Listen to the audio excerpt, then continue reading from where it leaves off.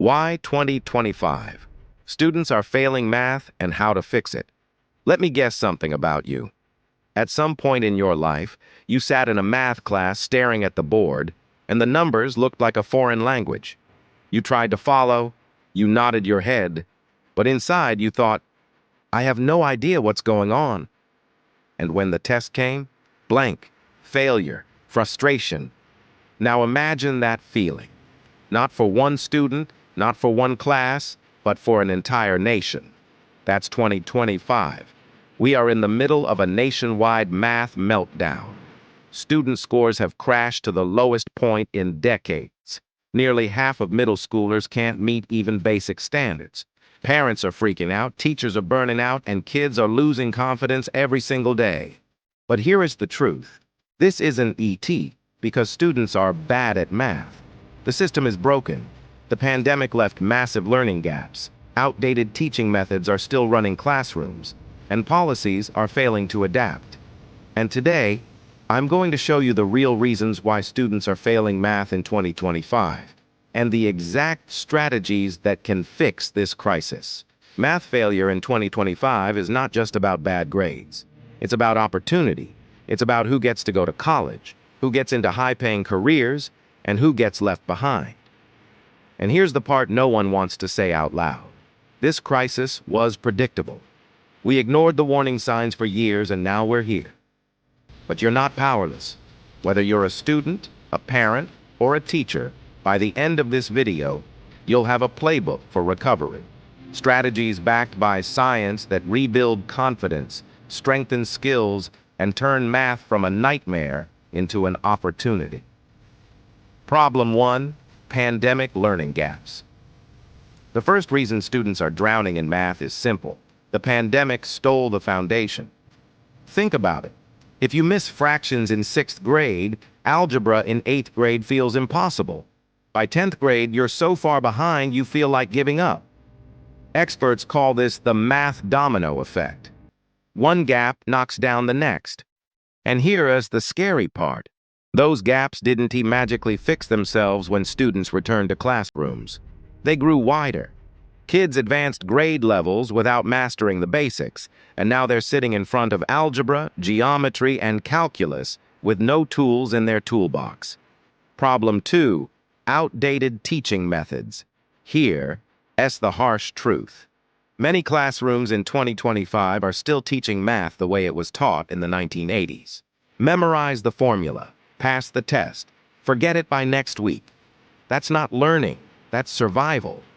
But the world has changed. Today, problem solving and creativity are more important than ever. Students don't just need to know formulas, they need to understand why math matters. Yet when kids can't see the why, they give up on the how. And that's why so many students tune out, lose motivation, and label themselves as bad at math, when in reality, the system failed to show them its value. Problem 3. Broken policies. And then there's the policy disaster. Standardized testing runs the show. Schools are pressured to boost scores, so they teach to the test. That means worksheets, drills, and shortcuts instead of deep understanding.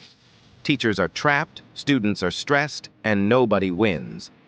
Add in oversized classrooms, underfunded schools, and a lack of resources, and you have the perfect recipe for failure.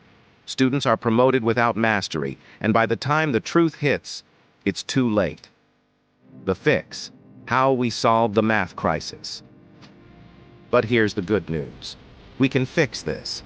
There are strategies that work, and they're not complicated. First, diagnostic learning. Schools need to figure out exactly where students are struggling and target those gaps. No more one-size-fits-all lessons.